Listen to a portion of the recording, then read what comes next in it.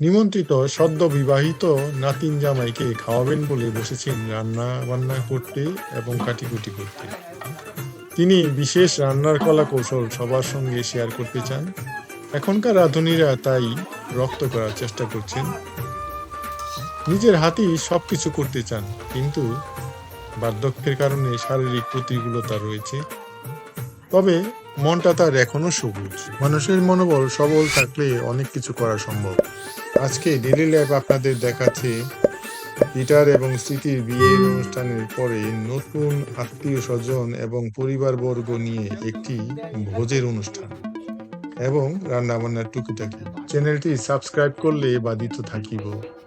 আর যারা সাবস্ক্রাইব করেছেন তাদেরকে সহস্র সহস্র ধন্যবাদ জানাই আমাকে অনুপ্রেরণা দেওয়ার জন্য।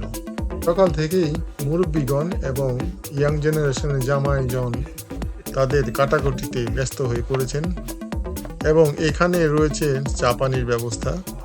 সময়ে সময়ে চা পানি এবং নাস্তা পানি চলে আসছে এবং এই টেবিলের মধ্যেই বিভিন্ন ধরনের আলাপ আলোচনা হয়ে থাকে। কারো কারো আবার চোখের জল বের হয়ে যায়। দেখুন, পেঁয়াজটা তার চোখের জল বের করে দিয়েছে, সে কান্না করছে।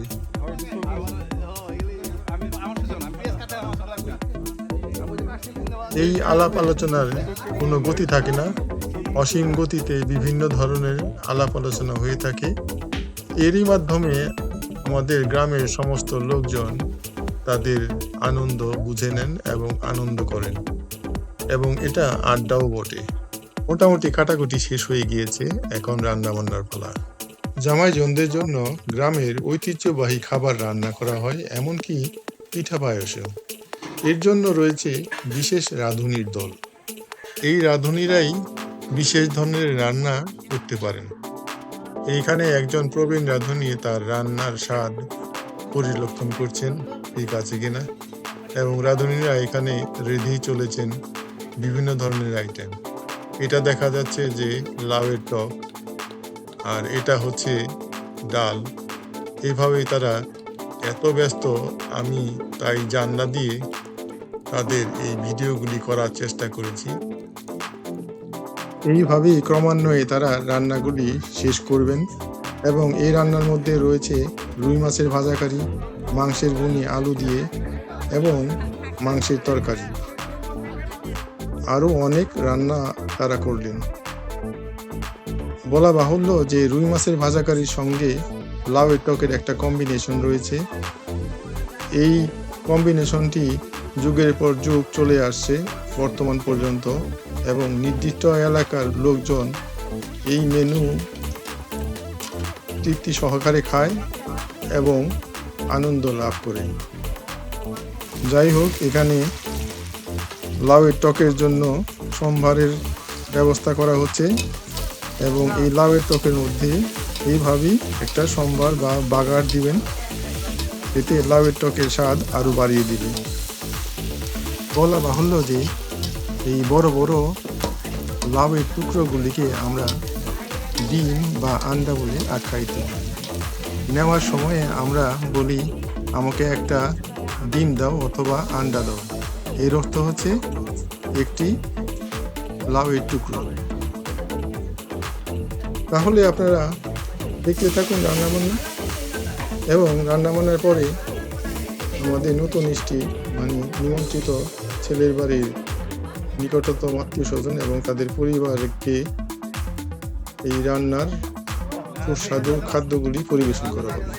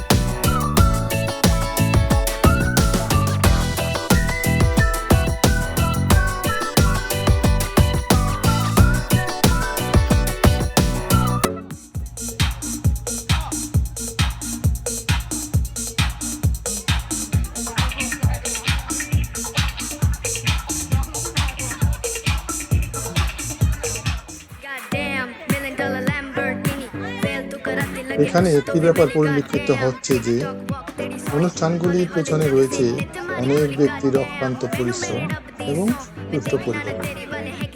উক্ত কাজে সংশ্লিষ্ট লোকদের ধন্যবাদ জানাই। অনেক সময় বিয়েবাড়িতে অপ্রীতিকর ঘটনা ঘটে। আমাদের প্রত্যেকেরই দায়িত্ব শান্তি শৃঙ্খলা বজায় রাখা। হতে পারে সেটা সামাজিক অথবা রাষ্ট্রীয়। আর বেশি পাণ্ডিত্য দেখাবো না, ভুল ক্ষমা করবেন। দেখা হবে অন্য কোনো ভিডিওতে, অন্য কোনো কন্টেন্টের উপরে। Until then, goodbye.